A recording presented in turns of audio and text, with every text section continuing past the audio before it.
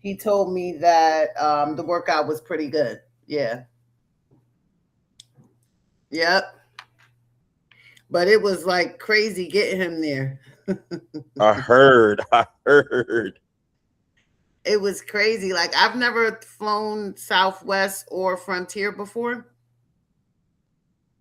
but after everything was all set with the flights, I remembered hearing how bad their service and stuff was, like Yeah. with the delays and stuff. But at that point it was just too late. So anyway, he ended up taking the Greyhound. Oh, you just took the bus. Yeah. That's old school. When all else fails, Greyhound. Greyhound. Right. I remember I used to take the Greyhound from Virginia to Connecticut. Really? It was like a 8 or 9 hour drive. Yeah. Any bathroom stops and stuff like that? No, not really. Not that I remember. No, and if it was, maybe one. Okay. Yeah, because they had the bathroom on the bus. This is true. Yeah. So anyway, guys, sorry about the technical difficulties. I was telling Ryan Branden that I've gone live on Facebook, but just never with guests.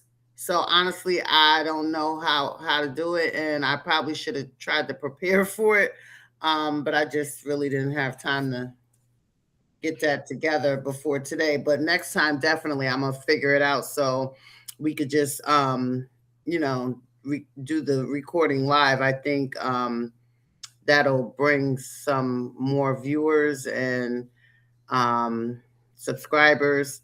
There was actually a couple of people trying to get on just now, so I'm just a little disappointed that it didn't work out. But it is what it is. Whatever. No, I hear you. It's been a long week. You had a Yeah, lot going on. So you good.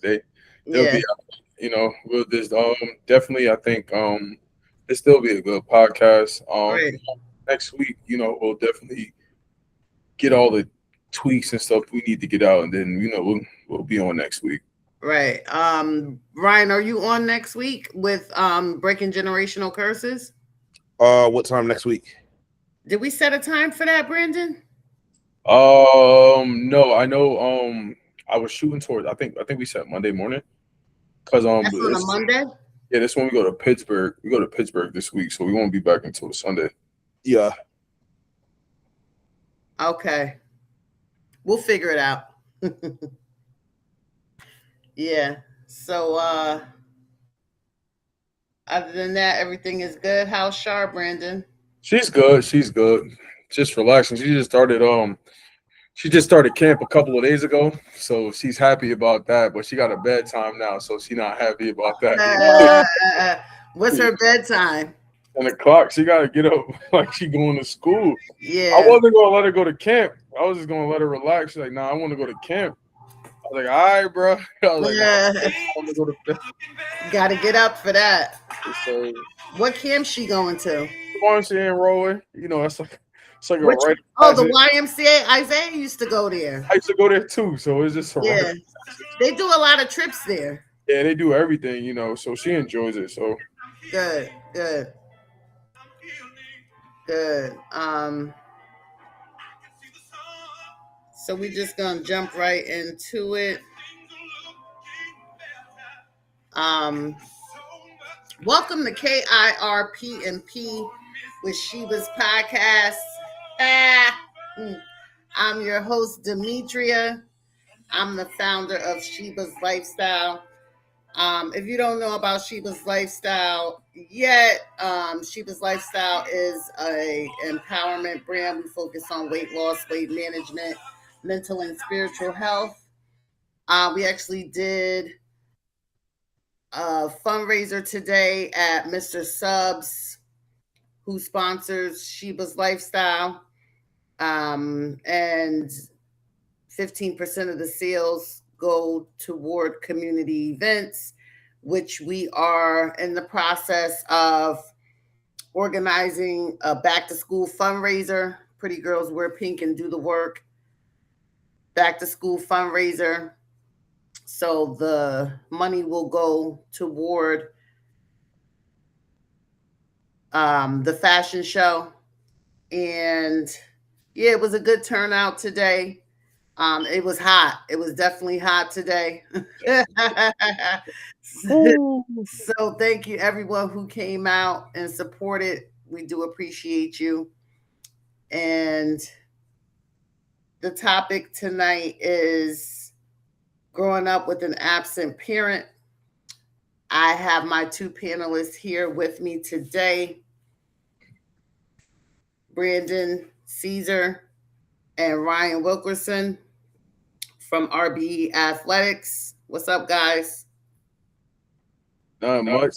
You know, trying to stay cool. It Right. was hot. It was Same. hot, boy. It was hot. Yeah, But definitely. Go It's outside supposed to be training hotter yesterday. tomorrow. yeah, I've been getting the notification. It's supposed to be like a heat wave, but I mean, hey, a couple months ago we was just complaining that it was snowing, and we got a Right. lot of snow this year. Yes, So we did. I ain't mad about it. You know. Yeah, I'm not complaining either because, like you said, pretty soon we'll be saying it's too cold. Exactly. We only got a couple weeks of this left. Right, So right. you Fall know, will be here before you know it, and hopefully we don't jump right into winter again. I hope not. I hope Yeah, not. I hope not. yep. Would you believe the kids literally just got out of school and they'll be going back soon? When does Yeah, Shark go back? she goes back September. I think the day after. What's that last holiday? Is it Labor Day? Labor Day, yeah. Labor Day. Goes back the day after Labor Day. Okay. Yeah. What date is that? I want to say that's like the fifth. I think either the fifth. Okay. I think it's like the first week. Okay. Well, we definitely when we have our meeting, we probably should try to set a date close to that because that's probably the date that most kids will be going back to school. No, Um, definitely. you think Shar would be interested in modeling for the fashion show? Yeah. Okay, great. Great. Put Yeah. on RBE Athletics and Yeah. show her stuff. Nah, absolutely. Yeah, it's gonna be great. It's gonna be great. I can't wait to the next meeting. So yeah, the topic tonight is growing up with an absent parent, and we're just gonna talk really quick about childhood experiences. What was your family dynamic growing up? Either one of you. You want to go first, bro? Yeah. I mean, I'll go first. My dynamic. I was it was my mom, and my grandma. Um, my father. My father wasn't really not in the picture. My father was he was incarcerated. My dad is currently incarcerated now. My dad's been incarcerated for about 37 years. So I was born in '89 of February. My dad went to prison, I think March or April of that same year. So growing up, it was just myself, my mom, and my grandma up until the age of 14, where my grandma passed away from cancer. So since that, it's just been honestly just me and my mom, honestly. Yeah, and that's really it. You go ahead, Ryan. So my parents. So the first 3 years of my first 3 years of my life, my parents were together. They were married. After that, I think I was around about 3 where my parents got divorced, and I was a baby, so I don't even remember that situation. All I remember was my father not being in the house anymore and just me being with my mother. I mean, my father was still in the picture. He just lived in another house. So pretty much it was myself, my brother who has autism, and my mother, and then my sister came later on. Uh it was a lot of it was very inconsistent. So because I had like different male figures in the house from from my adolescence all the way up. My father, like I said, my father was separate. he was still present. He was still very much present father. He made sure we didn't go without, but he didn't live in the house. It was just me. It was my mother. It was my mother and a couple other male figures. It went back. It was very inconsistent. I would say my grandmother has been very much constant force in my life. I always say it like this: with my situation, my grandmother pretty much was my mother. She pretty much made sure I didn't go without as far as food, clothes. She pretty much raised me for the most part. So that's pretty much my family dynamic. Yeah.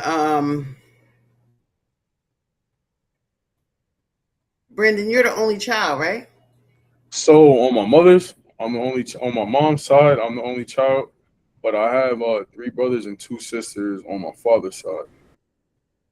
So that dynamic is another story within itself. So with that being said, I actually didn't find out I had brothers and sisters till I was about 13, till I was in high school. So that whole dynamic was just another culture shock within itself. I know when you look at, because you guys have met my brothers before, I don't think you guys necessarily met my sisters. It's like when you look at me and my brother's dynamic, you would think that we all grew up under the same household, but when in actuality our relationship is still relatively new. So yeah, my family's dynamic is different. So it's just right now I know for sure that in the total my father that I know now, my father had about 6 kids. In all honesty, it's about 10 or 11 of us out there. So, I'm thankful to know, five of them, but then it's still six other that I really, it's still some potentials that I may not know. So, yeah, my family dynamic is extremely complicated, so, yeah. And Ryan, are you the oldest? You said your sister came later. You're the oldest? All right, so I'm the middle child. I have an older brother. We're 11 months apart, Okay. but he has autism. Okay. So pretty much I became like Older the brother. head of I became the head of the siblings, like, and then after that it was just a bunch of my mother and my father remarried, so I have like a big blended family where I have my sister is technically my half sister, but I don't see it in that perspective. And then my mother remarried one time, so I have a pretty much a step or a half brother or a brother who is my sister's age. And then on my father's side, I have two more siblings through that marriage. So I pretty much have a blended family. Like I said, as much as like I mean, I have like it's a lot of inconsistencies that go along with that, but like I don't see it as half or whole, or like I consider them my brothers and my sisters. So it's like I'm just lucky to have many siblings and stuff like that. Pretty much I had to be like the older brother in that perspective, and I didn't have any like older brother figures until I started doing sports or seeing my cousins, or until I started doing martial arts and stuff like that. So yeah, that's pretty much how it went. Yeah. So how many siblings in total is it? Oh shoot. All right, let's do the math. All right. So I have my brother on my side. It's my brother from the first marriage. Then I have a sister, Kayla, from my mother's another relationship. They never married. I have another brother named Dwayne from my mother's second marriage. I have from a third marriage. I I'm pretty sure I have three. So wait, I have that's three. six so far, right? Yes, I have Okay. three. I have two sisters. I have two stepsisters and a stepbrother on from that marriage. On my father's side, he remarried once. I have a brother and a sister. So Is that 10? that's about eight. I Okay. want to say eight. Okay. And it's like I said, it's a lot. It's a lot of history. It's a lot of history that goes along with that. Are you guys close at all? Um, I'm I'm closer with my like I'm the closest with my brother and my sister just because of that.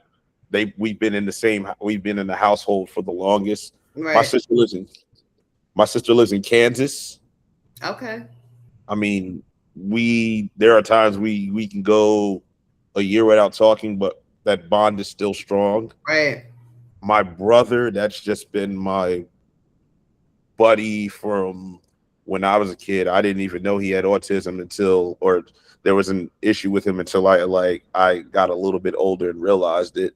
That's still my big brother, and Right. I see him almost every Sunday where I get to go over to my grandmother's house and high five him, or Yeah. me and my wife take him down to Virginia.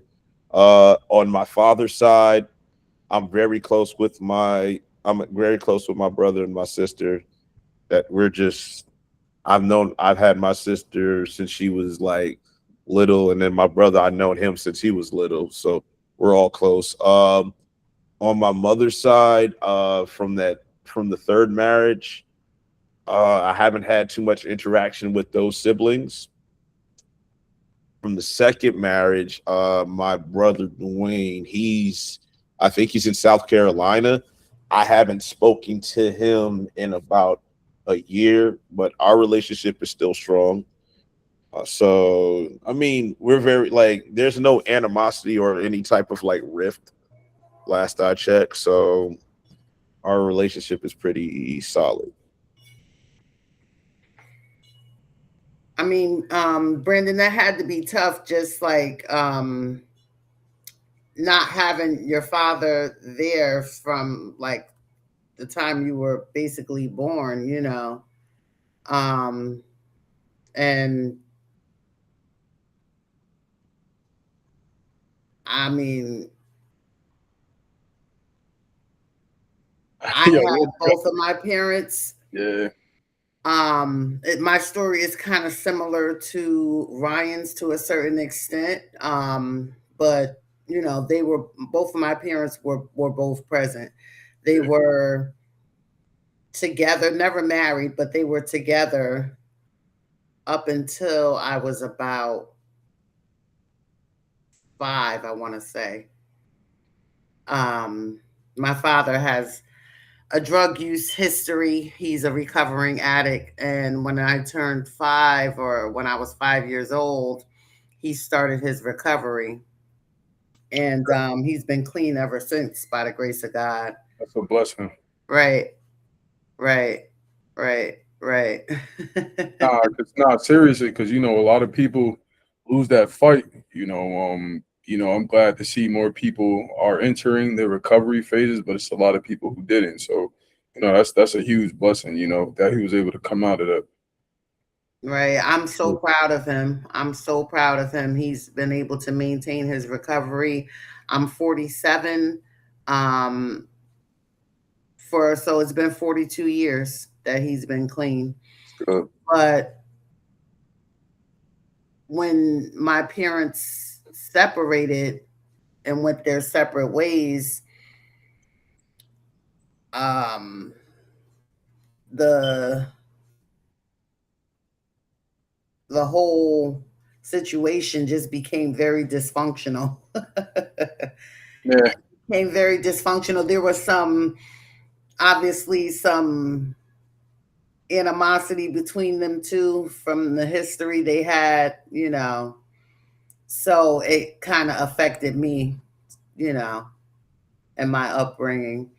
But I have two brothers and a sister, from my dad and his ex-wife, and I have an older brother from my mother who's not my father's child. And me and my older brother grew up basically in the same household outside of the times where I was with my dad and his family, which was like back and forth for a long time, as I was growing up. So, me and my older brother have a close or had a closer relationship because we were, for the most part, in the same household. And my other siblings, we kind of grew apart as I became an adult and just some other things happened. But I recently saw them at a cousin's birthday party where the love is still the same. They're still my siblings and we love each other. It's just a little unsettling because we have grown apart and don't really know each other like that. So that's something we're working on. Yeah, but that's my dynamic. My both of my parents were there despite the dysfunction. They did what they had to do to raise me, you know. Um it wasn't always it didn't always seem normal, because we were never at any events together as a family, things like that that I saw my friends have with their parents. It was always either I was with my dad and his family or with my mom and my brother. There was never any togetherness, which is something that I wanted, you know. Now, at what age did you realize a parent was absent from your life, Branden? Um, it didn't really hit me. It hit me around, I would say around 5 or 6. When I was younger, my mom used to take me to see my father all the time. My dad was locked up in Trenton, so I know every Sunday I knew that was the day I would get up. I used to get up at like 5 o'clock in the morning because with visitation, it starts at 8 o'clock and you got to register. So when I was young, at a young age, I used to get up and do that. But Were you excited when you were going to see him? yeah, because I didn't know where he was at. You get what I'm saying? Like Yeah, yeah. it was weird because it was like when your parents, like, my mom never held any punches, but I didn't know what prison was. Right. You were You know how only 5. you know how people say, "Oh, we're going to see dad because dad went to college," right? My mom didn't Yeah. necessarily call it college, but it definitely wasn't prison at that time. It was one of those things where it's like, "Hey, I'm going to see my dad, but I know I'm getting ready to watch cartoons." They give it's crazy, but they give all the prisoners like little coins. So my dad used to give me the coins. Like, I know my dad's about to buy me like juice, chips, and I'm about to just color the whole day. So Yeah. it was one of those things. But it really started as I got older. Like, I would say around like 5 or 6.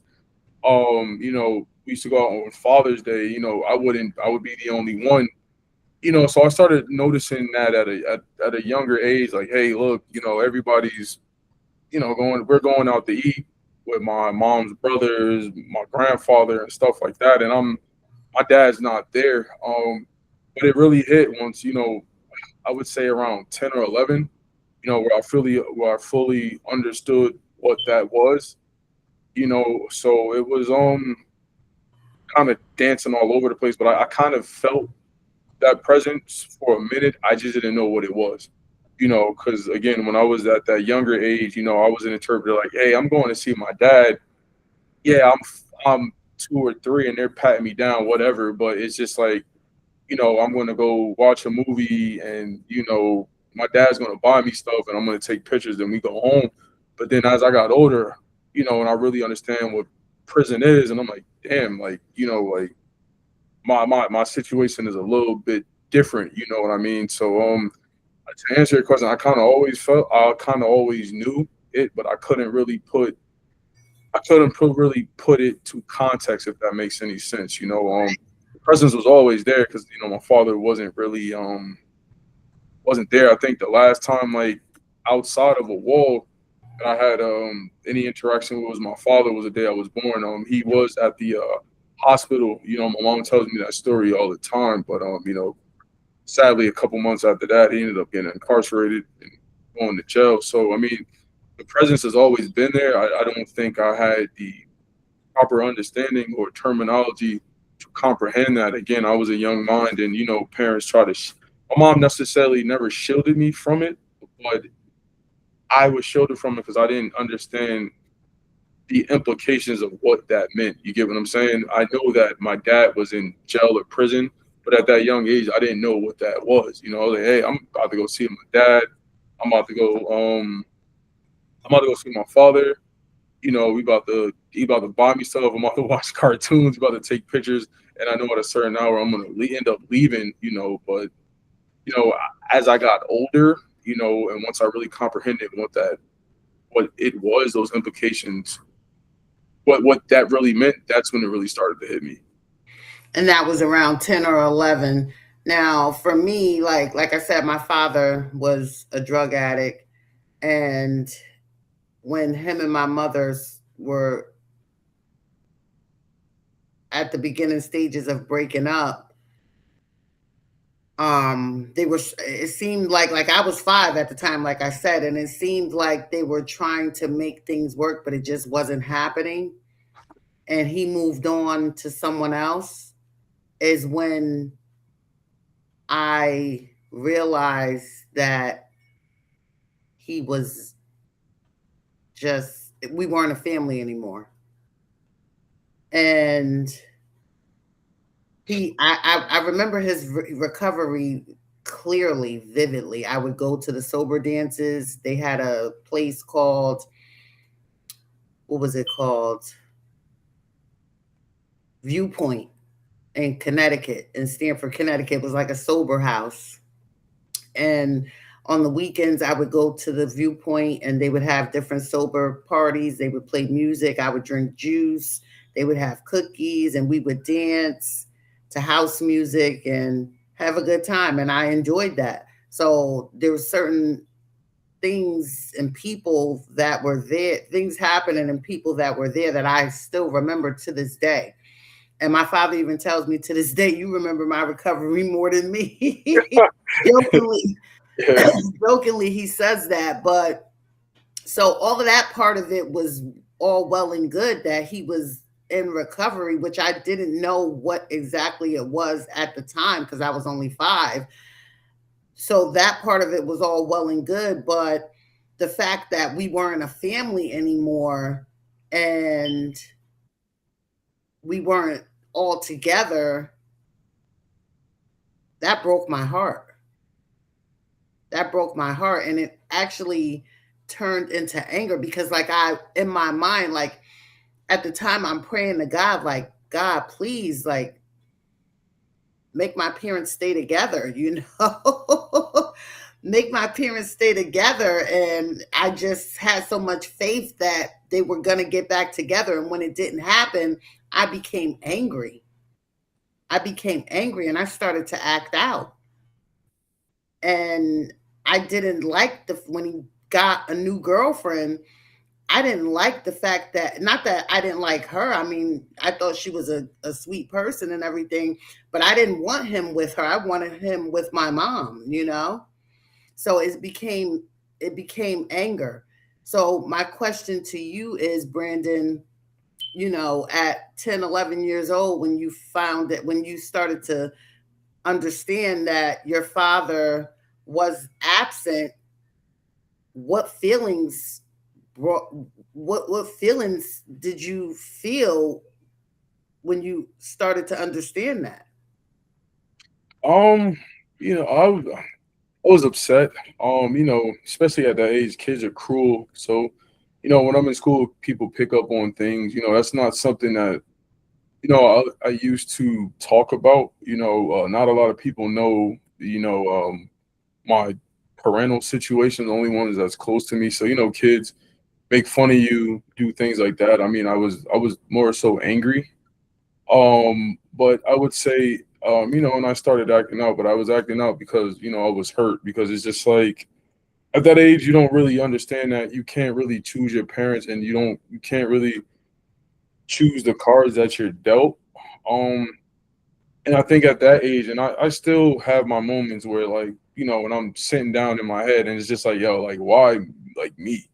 That was one of those things where it's just like you see, you know, a kid out with their dad, you know, walking, talking, or like, just carrying their kid son's football equipment and, just shooting hoops. And it's just like, I'm 37 now, and that's something I never did with my dad, like, so it's just like at moments, it's just like, you kind of now, like, even though even right now, sometimes I have moments of like, yo, like, why me, but, at that age, I think I had that, but at that moment where we don't really know how to voice it. So again, I started acting out, getting in trouble. Um, I getting into fights and stuff like that. But it was just more so just anger. Just upset that I don't have what other kids have. I Like was fortunate. a void. It was a void that you just couldn't that wasn't filled. That Yeah, wasn't filled. And it was nothing that you could do to fill that void. And you're just looking at your friends like, give me that. I want that. Give me that. Like, and there was no way for you to get it. no, absolutely, absolutely. Even like even to this day, I don't really celebrate Father's Day. It was really something I never celebrated, and like yeah, I've been a father for going on 10 years, but it was just the fact that I've never celebrated it before. So it's just I hate to say it, it's just another day for me, but it's I'm trying to break myself out of that. But again, all that stems from that absence.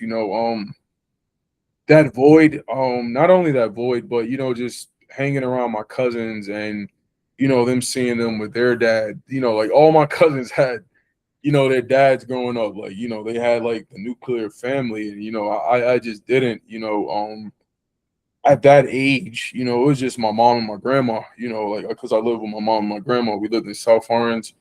Then we ended up moving to Rawway. So it was just always my mom and my grandma. And as I got older, I came to appreciate that. But at that age, it was just really, I see my friends out there with their dad throwing the football, and I'm walking up to the local park by myself. It was stuff like that. But again, that stuff was out of my control. I didn't really have an understanding of how life worked, and that you can't really control like the cards that are dealt to you. Only thing you can do is just try to make the best out of it. But at that moment, you're hurt, because you ask questions like, damn, like why couldn't my dad do the right thing, or why this, why that, so it was just a lot of those questions growing up. But at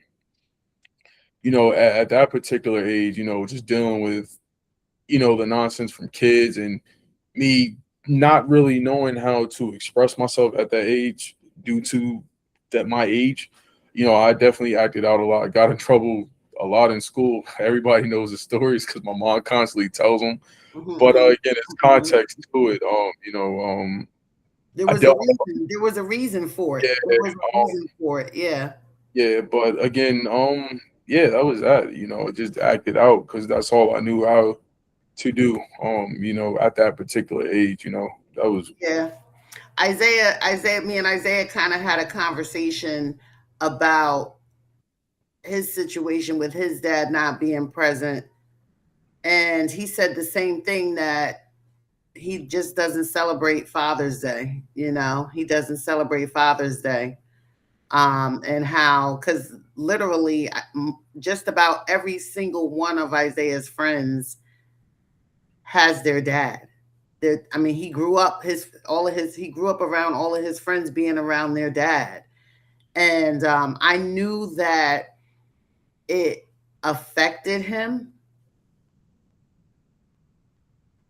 but when he told me this story the other day on how there was one year on Father's Day where he literally broke down on Father's Day because, you know, his dad wasn't around, and how he still just doesn't celebrate Father's Day. And I had to explain to him that,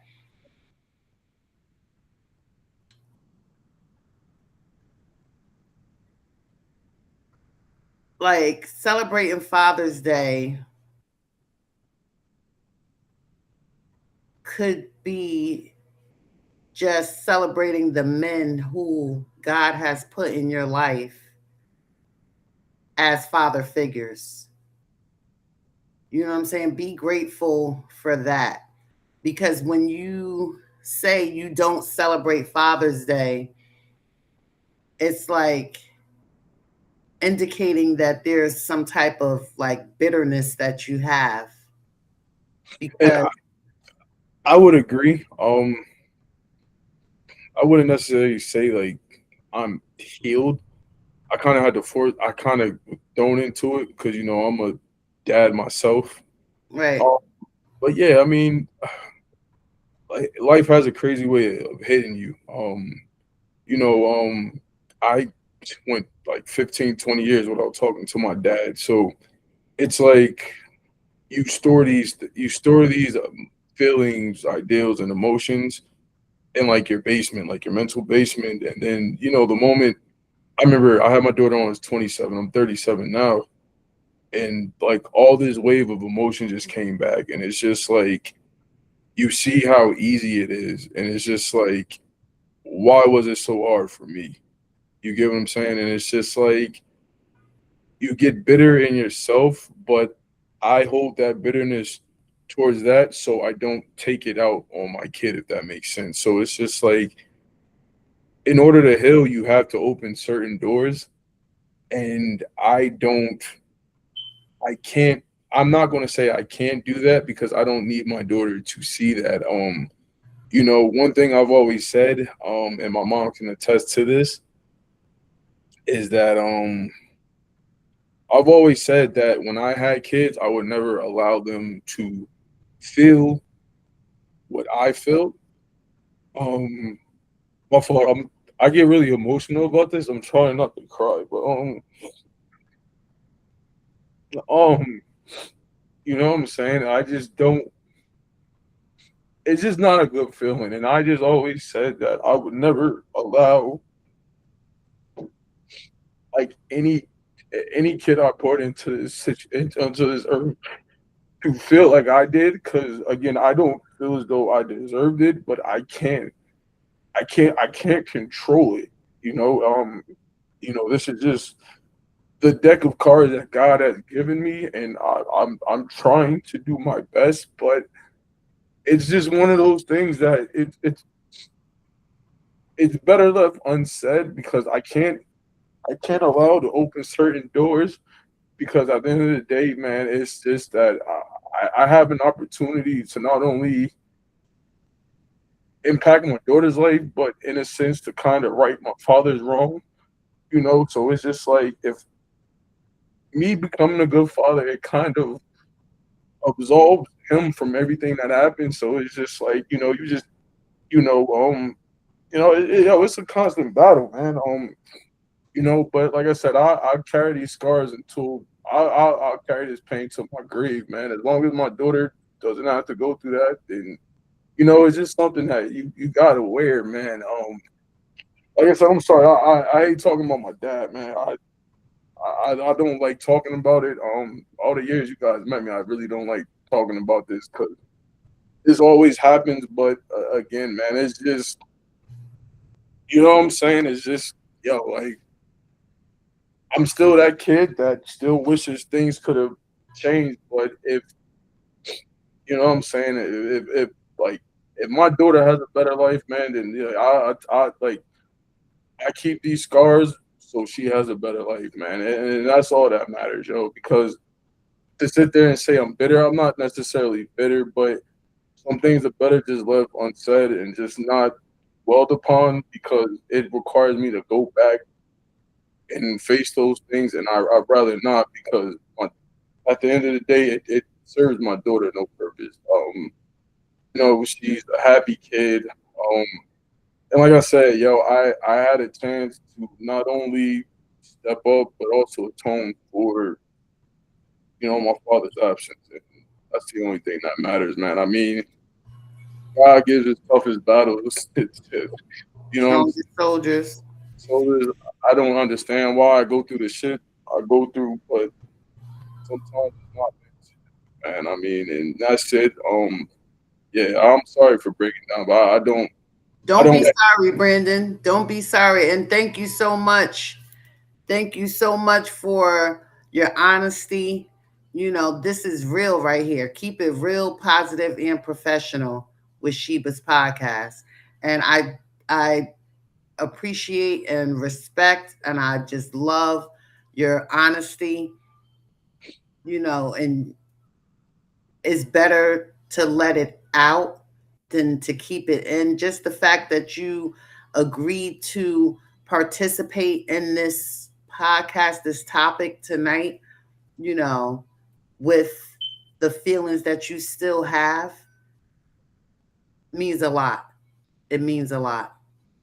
And No, I welcome that and I thank you. no, And what I'm basically saying is that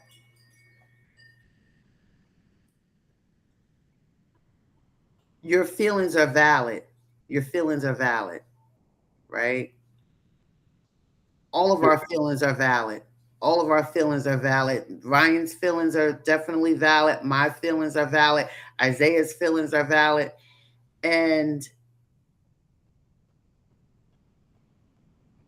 like you said, God gives his toughest battles to his strongest soldiers. And look at you, Branden. Look at you, Ryan, and how you are doing the work for your daughter. Ryan, how you do the work for Shar, your niece. How you do the work for Isaiah, your nephew. How you guys do the work for the youth that you don't even know. You know what I'm saying? Because of the feelings that you're feeling right now, how you don't want your child or any other child to feel what you felt. I mean, you listen, you guys are amazing. You guys are so amazing. So that's the part that you need to tap into. How you didn't let your story and what you went through with your father affect the man that God has called you to be. How you didn't pass that generational curse down to your daughter, how you cut it off for your daughter and for the youth that the Lord has put in your life. So it's okay to have those feelings that you having right now, but also understand that what you went through wasn't for you. It wasn't for you. nah. Oh man. The what's sad is people who say, "Oh, my dad wasn't there. My dad wasn't there. X, Y, and Z happened, and my dad wasn't there." But they turn around and they're not there for their kids. They pass it down to their kids. they don't make a change.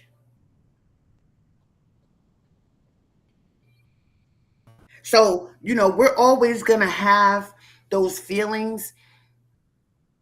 For me, like, my dad was there. My dad was there, but I didn't have the togetherness that I needed. There was always a disconnect, not just with my dad, but with my mother, as well as my siblings. You know, there's and there's still to this day still that void that brings me to tears too. And it's always probably gonna be there, but I can't allow it to, like, make me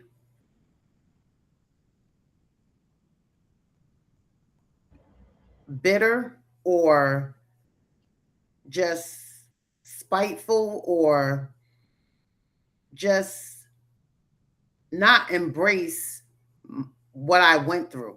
You know what I'm saying? I can't allow it to hold me hostage. You know what I'm saying? Or say that, I don't love my parents, I don't honor my parents, because at the end of the day, you know, they did the best that they could, the best that they could. They did the best that they could, you know? I Nah, I remember my definitely get father what telling me, and like, there's a like, I love my father to death. I love him. He's always been in my life. Even outside of, even though my parents separated, there's always been kind of like this animosity, because my grandmother even said, like, there's been so many people in and out of the household I was living in. It's like it has a lot of things that I'm still trying to, like, a lot of like trauma that I'm still trying to unfold in myself too, because my mother couldn't teach me how to be a man. She could teach me how to be a gentleman. My grandmother, they could teach me how to be gentlemen. They couldn't teach me how to be a man. So just having a lot of, thank God I had a lot of like uncles and stuff like that in my life, because Right, it was a whole lot of, it was rough. Like, it's like when my dad left, it was kind of like I was kind of like the pseudo man of the house of the wet in a way, because I had to take care of my brother who's autistic, and I had to take care of my sister. And my sister reminded me of this a couple of years ago. Like, she's like, you didn't get a fair shake. It's like, I really couldn't be a kid. Always had to be like taking care the of man of somebody, taking care of somebody. yeah. And my dad always told me that I was more man than he could ever be. And I still kind of like, to this day, I kind of feel uncomfortable with him telling me that, like, because it's like, why tell me that as a kid that you're a man? It's like, looking back at it, it's like, I just wanted to be a kid. Right, Let me be a kid. Let me right, have. So a lot of my childhood was like, I really couldn't have that. I really couldn't have that childhood like exuberance. It's kind of like, I have it today because I really couldn't like express myself as a kid. But I mean, it's like you said, it's like I really couldn't, like, it's like that's how like I really can't be mad at the situation. It was what it was, but it was that type of situation, like how Branden has the situation with like Father's Day. I really don't like celebrate Mother's Day like that. It's kind of the opposite, because it's like it's a whole, that's a whole nother story to unravel. Like, probably in some other time I'll talk about it, but like that's why I say, like, my grandmother, like, I love my grandmother to this day, because that was the only time I could be a kid. And to this day, she still sees me as that 8-year-old kid, her baby, because she was taking care when we was over there. She was taking care of me. I didn't have to worry about Charlie as much. I could be a kid just as long as I wasn't getting into too much trouble and stuff like that. But I could be a kid over there. I could kind of like let my hair down and be cool and watch cartoons and do what I need to do and stuff like that. But me being like being a kid at home, I really didn't have that. Yeah. I mean, I didn't really have a childhood either. Because when I started acting out, I started doing like adult things at a very young age, like stealing. Like I used to steal from my mother. and and I mean, I look at it now, as acting out, but at the time when I was doing it, I didn't really know why I was like stealing. I mean, I know I was why I was stealing from her because like there was things that I wanted like snacks and stuff like that. I was a kid, I like to eat, like I like to have chips and cookies and stuff like that my friends had at school for snack time and stuff. And we didn't have that. My mother wouldn't let us eat like junk and stuff like that. We would eat like ants on a log, like the celery with the peanut butter and the raisins, and that's the type of stuff that she used to make us eat. And I didn't want that, so I would steal from her out of her pocketbook and go to the store in the morning and get my little snacks. And so when I started doing things like that, she got angry at me, and she started to treat me as if I was her enemy and I wasn't her daughter anymore. And I continued to act out. We didn't really get along, and when she had enough of it, she would send me to my dad, and I would act out over there. And when he had enough of it, he would send me to my mom. And, in the midst of all of that, I didn't have a childhood. Like, I didn't really participate in different youthful activities and stuff like that kids did, like, the Girl Scouts and, you know, um, just different activities that kids did. So um, I didn't really have a childhood. I didn't really have a childhood. And Brandon, you all right? Yeah. So I think he I needs a missed moment. that. I missed that. I missed that. I missed that. And that's why, I try to. You all right, Brandon? Yeah, yeah, I'm good. I tried to give that to my kids. You know what I'm saying? Made sure they played sports, made sure they did youthful things. And even though they probably have their opinions about me and my parenting skills too, but I tried to give them what I didn't have. You know what I'm saying? Because I just grew up entirely too fast. I grew up entirely too fast, and it's only now that I've raised my kids and came to understand that, parenting is not easy. Parenting is not easy. It doesn't come with a handbook, and we parent our children, the best way that we can. And That's something my father said. Like it doesn't come with a manual or a handbook. right, it doesn't. It doesn't, you know. So, it wasn't until I experienced raising my own kids where I was able to have compassion and understanding for my parents, and the things that affected me as a child, you know, I was able to find that compassion for them. And even till this day, like our relationship is very dysfunctional. Both of me and both of my parents, it's still dysfunctional. One minute we're on, the next minute we're off. you know. It's crazy, but I don't even try to understand it anymore. I just appreciate what it is. And, I just try to show them love.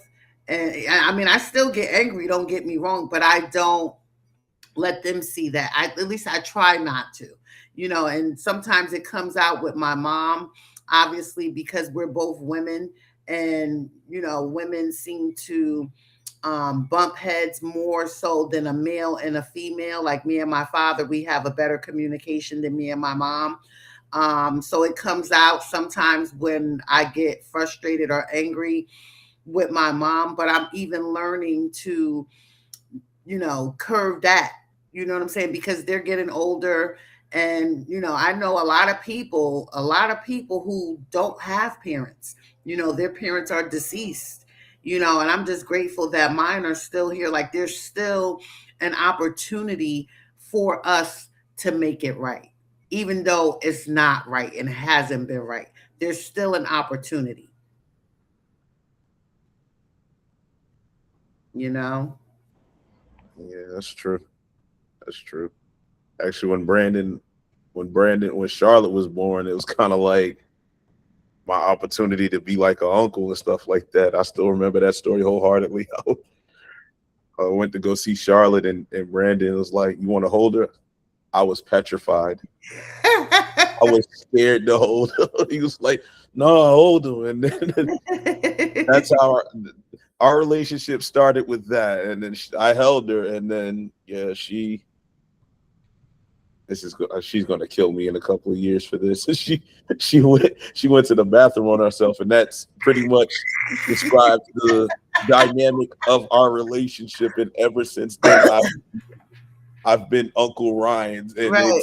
it's probably the closest thing until I have my own kids to being a dad that I've ever been. So it's just like I'm like watching Brandon work his way through fatherhood. It's kind of like I'm just picking up the ins and outs and stuff like that. It's like, so Brandon's pretty much been like that, a pretty good father, like role model that I've been looking after, like I said, which is ironic because I'm the older brother.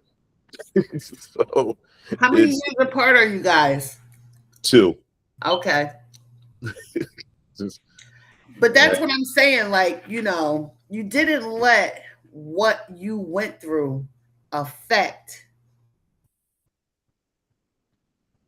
or hold you hostage to not being the man or the men that God has called you to be. Because let me tell you, I know some men who just, I'm not, no, because my dad hurt me, my dad wasn't there, or my mom wasn't there. Not, and I'm sorry to just continue to harp on the men, because there's women who, um, you know, are not there for their children as well. Like you said, Ryan, you know. But it's, they I know some people who harbor those feelings and those resentments, and they don't allow themselves to break the cycle. They don't allow themselves to break the cycle. And I just I can't say it enough that you guys are, look at what you're doing, y'all. Look at what you're doing. Look at what you're doing. Look at what you're doing, Brandon. That is amazing. this is kind of like, I want to say how long?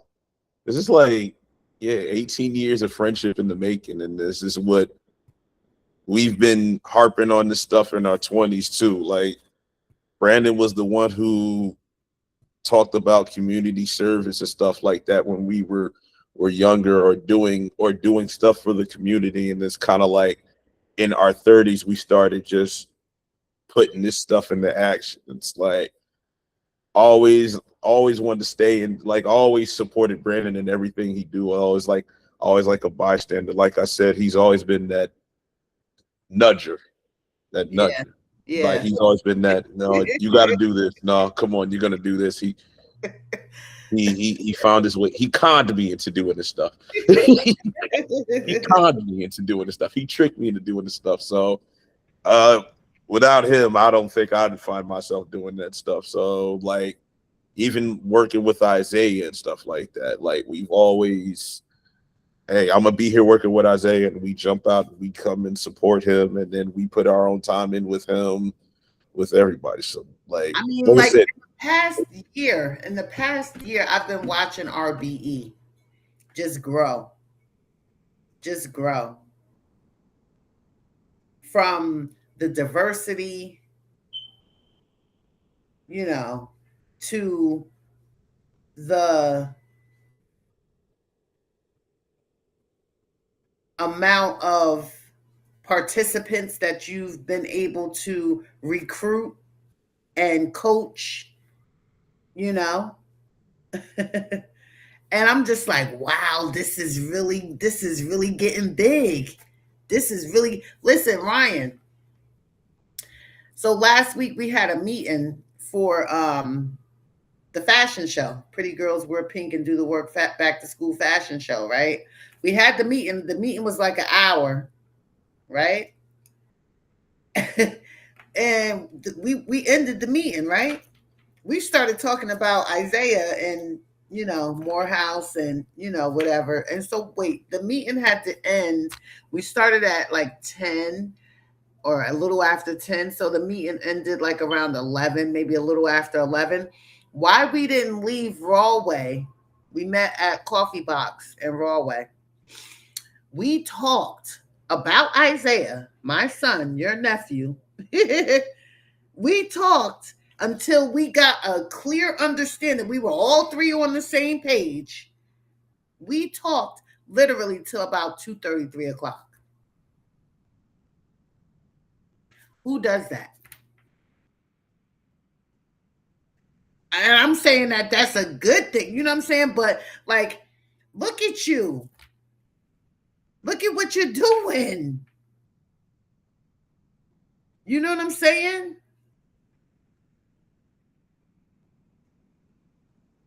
Who does that? And listen, maintain to this day. we felt so good after that conversation. That long 3-hour conversation about my son who, I mean, I have uncles, don't get me wrong, my father, I have a stepdad, Isaiah has a father, or whatever. We have those people, but nobody to like, meet us up downtown Rawway and spend literally, including the meeting plus the mentoring, 5 hours. You know what I'm saying? you know? Without Isaiah, RBE, RBE. I mean, it probably does happen, but it doesn't. It. He was the genesis of RBE. He was the genesis of RBE. Like RBE started because of him. Well, look at you now. Look at you now. How many youth are in your program? I mean, from the start, from like 2023, we've touched hundreds of kids. With my partnership with Hundreds. hundreds. With my Wow. partnership with Prestige, just with my uncle Cash is, let me be a part of that journey, and helping kids out with Prestige and the collaboration RBE. I sent over 60 kids to college. Wow. It's gonna grow. But the biggest thing is just really the amount of kids that we've impacted that aspired to make the basketball team. Just seeing those kids, we almost got like 100%, tryout. I don't know the correct Wow. terminology. Tryout making the team effectiveness, but all the kids that, Success rate. yeah, all the kids that came out and tried out for their respective teams ended up making the team. So, That's that's amazing. you know, And so that's all because you're empowering them with confidence, confidence and love. You know what Yeah, I'm saying? yeah, no, absolutely. And that's why I'm saying to Isaiah and now you know, and you too, Ryan, you know, after seeing all of that, after seeing all of that, and Isaiah having you and Ryan and other father figures, how could you not celebrate Father's Day? It's just something that you tend to um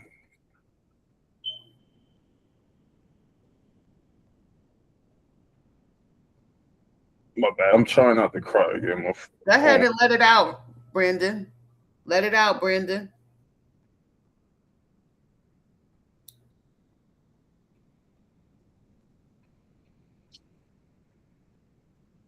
It's just not something that it's just not something that brings joy. Like I said, it's just um for like 37 years, it's just been another day. You know, and it brings up more questions than it does joy. Like I said, since I can view um parenting and fatherhood from my father from father's perspective, I can kind of inject myself in the lens that I can assume that my father did, and just seeing how easy it is, and just the certain things that I went through as a kid, and just certain ways that he reacted to certain things. I felt as though I didn't deserve it. Um, and that I see how easy it is, and that it doesn't really require that much. I think all the things that I beat myself up about. I think that that's just me. But in terms of being a dad, it's not that hard, and I just don't understand why it was so hard. I think I think I'm a pretty cool kid. I just don't really understand what was wrong. But as I get older, um, I just realized that I may never get those questions. I may never find a reason out to that. And like Well, I said, as I've gotten older, you know, things that I've put away, they start to come back. And like I said, at this point in my life, I can't afford to really sit down and talk about them. It's not going to get me anywhere. I understand the predicament and the statistic that I'm at, and I'm proud to say that I'm part of that generation that decided to break those stereotypes. But in terms of breaking stereotypes, I just accept the fact that I might have to take this to my grave. I don't think I'll ever be healed from it. I don't think I'll never get the answers that I want, and that's just something that I have to sit down and really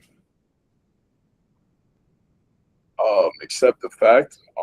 But like I said, we always talk about RBE, but I can about Isaiah being the genesis. But I think a lot of this started with me just really trying to be the person I needed when I was growing up.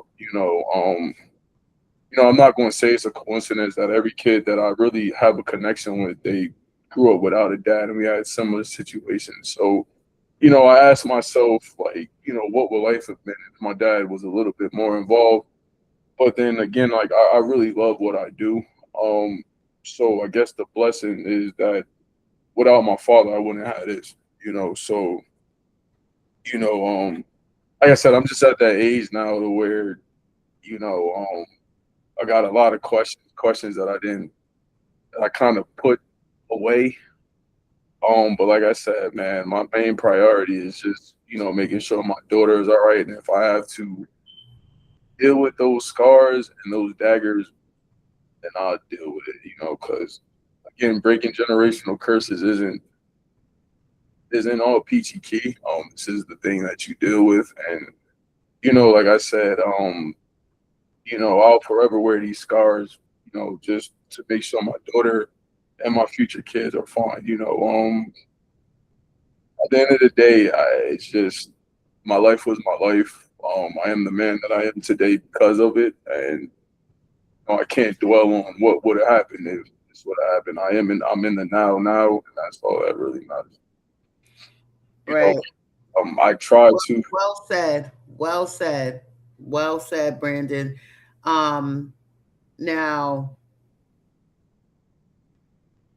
like you said, it's something that is always gonna um have an effect on you. You know what I'm saying? It's always gonna have an effect on you, but coping with it, you know what I'm saying? And just continuing to do what you're doing, to continue to pass down the good seeds, you know, is what is gonna really matter when it comes to you just evolving and just like growing. You know what I'm saying? Yeah.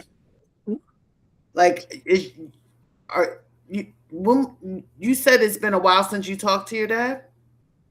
No, I have a better relationship with my father now, but it was a moment I went like 15, almost 20 years without talking to my dad. So, Okay. again, at that moment, like when you add that timeline, I'm, you know, 18, 19, 20, so those are, crucial years. And then, like I said, my grandma died, when I was 16.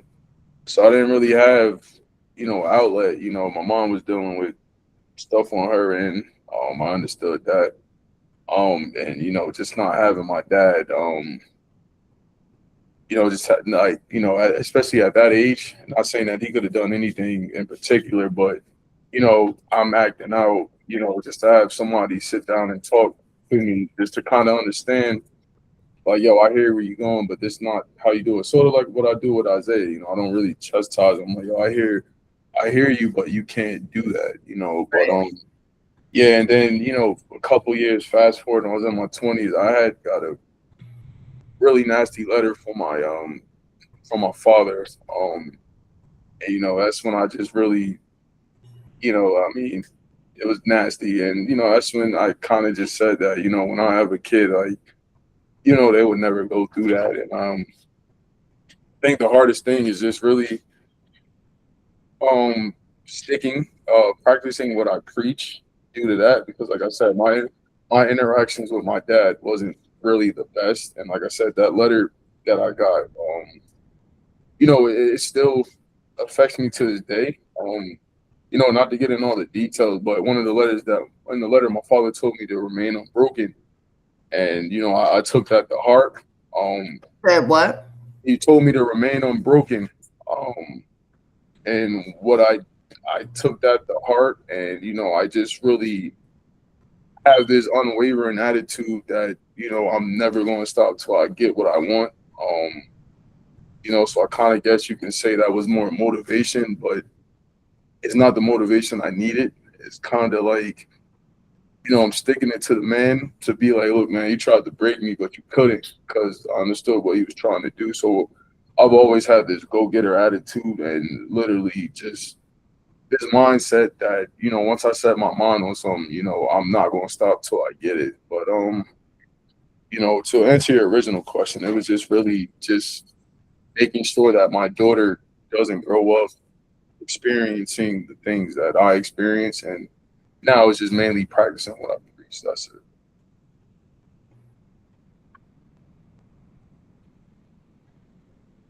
Well, on that note, guys, I just want to say that you should definitely be proud of yourselves for everything that you've that you're doing and that you're continuing to do. I am certainly proud of you both. Keep up the good work. You're definitely changing lives, impacting lives, empowering lives, making a difference, and you're breaking generational curses in other people's lives and in your family's lives. And just keep doing that. Just keep doing that. I pray that the Lord continues to comfort and soften your hearts, our hearts, and give us the strength, courage, and the wisdom to cope with the feelings that may come up because of our past and what we lived through. And I pray that the Lord continues to guide us to be the light to others who may be going through what we went through. And I say that prayer in Jesus' name. Amen. And thank you so much, guys, for participating tonight in K.I.R.P. with Shebas podcast. You guys are just great panelists. We always have some good vibes going when we meet and have our discussions. I really, really, really, really appreciate you guys. I was And just mostly listening. I was no, you I, have I you, I contributed when I could, but I was just mostly listening. Shoot, this was cool. It's like, and I've never seen my brother like exhibit this type of emotion before in front of me. Like this is like the first time I've seen it, so it's kind of like very enlightening, very cleansing. It's very enlightening to see it. So well, I think talking about it is definitely a part of the healing process for all of us. And we could talk about it however often we need to for the rest of our lives, because it's something that we've experienced that may continue to pop up for the rest of our lives. So talking about it is a part of healing, and just releasing those thoughts that pop up, and coping with the feelings that come with it. You know what I'm saying? So, again, Branden, thank you so much for your honesty, your realness. The emotions are always welcome here on the show, and whenever you want to talk about it again, let's do it again and again and again and again. You know what I'm saying? Because it's never getting old. It's never getting old, you know? And yeah, this was real, you know? This was real. This was I, real. I I love appreciate. you guys. I love you guys. likewise, like to I love you guys. God is good. Yep. So we will resume. What is it? What is it, the 19th? Well, we'll be back. I don't know what time we'll be back because that's like a 6 or it's a 7 hour 6 hour drive. trip, man. Okay. Depending on how traffic treats us. Monday. Yeah, and it all depends what time we play. I know the schedule just came out, but I think all age groups are going down there. So I don't know. Ideally, it would be better to do it on a Monday if we could do Monday. I Okay. didn't see anything for the 16s, but I know the 17s play at 2 something. Oh shoot, I mean, They uh, didn't give y'all an opponent yet, but I know y'all playing like 250 or something like that. I didn't see anything for the 16s, but uh, I we're we're up and early, so Wait, oh, so I think we did set it for a Monday. It was the 20th. Does that 20. work? Yeah, the Monday. Yeah, That works better? yeah. Okay, yeah, because I have it on my calendar for the 20th at 10. All right. it takes a village to raise a child. Yeah. You on that too, Ryan? What I the? don't think you could do 10 a.m. No, I can't. I'm working at 10 a.m. Yeah. Then we say we was gonna do it later. Did Yeah. we say that? Yeah. I think we said we was gonna do it a little bit later. All right, we might have to change that day because I usually work on Mondays. I think we said 4 to Tuesday when we talked 12. on the. Yeah, we said Tuesday. I think. The 21st? Yeah. Okay, we'll set it for Tuesday, the 21st. I'll send out the link. All right, no problem. You all right, bro? Yeah, I'm good. I'm good. It's All just right.